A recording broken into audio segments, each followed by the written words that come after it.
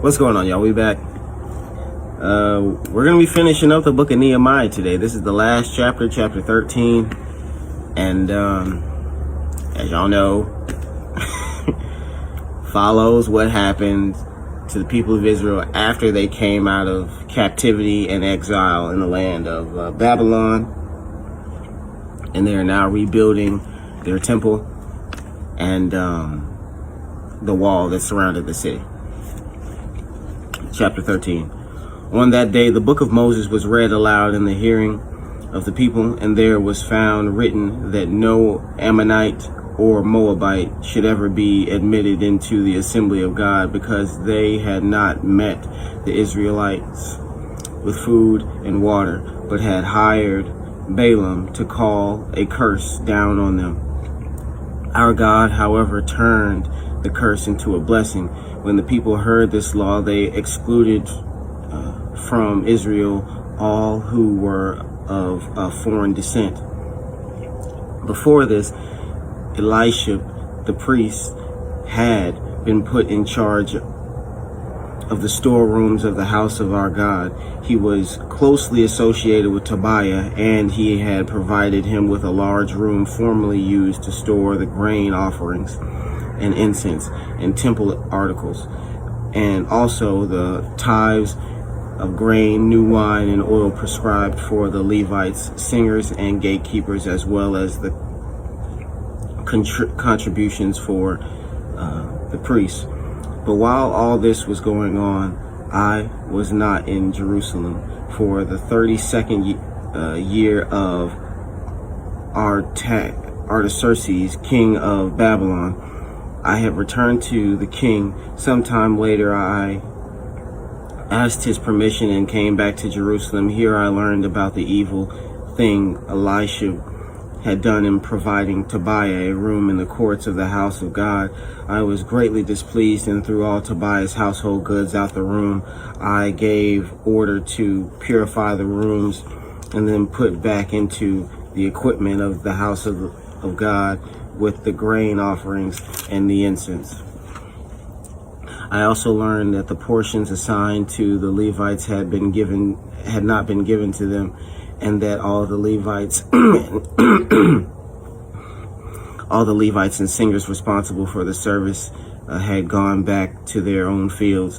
So I rebuked the officials and asked them, "Why is the house of God neglected?" Then I called them together and stationed them at their posts. All Judah brought the tithes of grain, new wine, and oil into the storerooms. I put Shelemiah, the priest, Zadok the scribe, and a Levite named Pedaiah in charge of the storerooms, and made Hanan, son of Zakur, the son of Mattaniah, their assistant, because these men were considered trustworthy.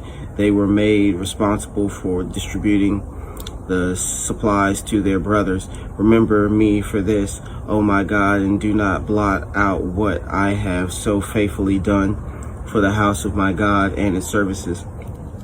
In those days I saw men in Judah treading wine presses on the Sabbath and bringing in grain and loading it on donkeys, together with wine, grapes, figs, and all kinds of loads.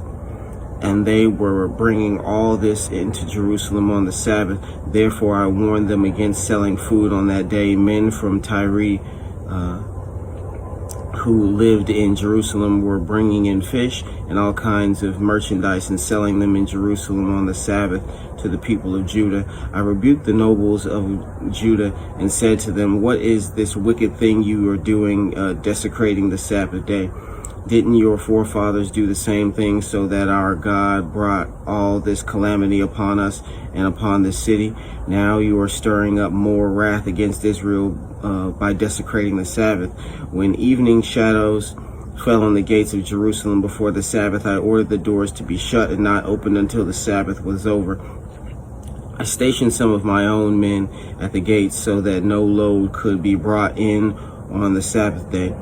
Once or twice, the merchants and sellers of all kinds of goods spent the night outside of Jerusalem, but I warned them and said, "Why do you spend the night by the wall? If you do this thing again, I will lay hands on you from that time, and they no longer came on the Sabbath. Then I commanded the Levites to purify themselves and go and guard the gates in order to keep the Sabbath day holy. Remember for this also, O my God, and show mercy to me according to your great love. Moreover, in those days I saw men of Judah who had married women from Ashdod, Ammon, and Moab. Half of their children spoke the language of Ashdod or the language of one of the other peoples, and did not know how to speak the language of Judah. I rebuked them and called curses down on them. I beat some of the men and pulled out their hair.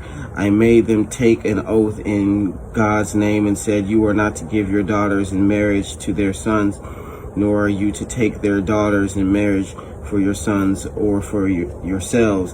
Was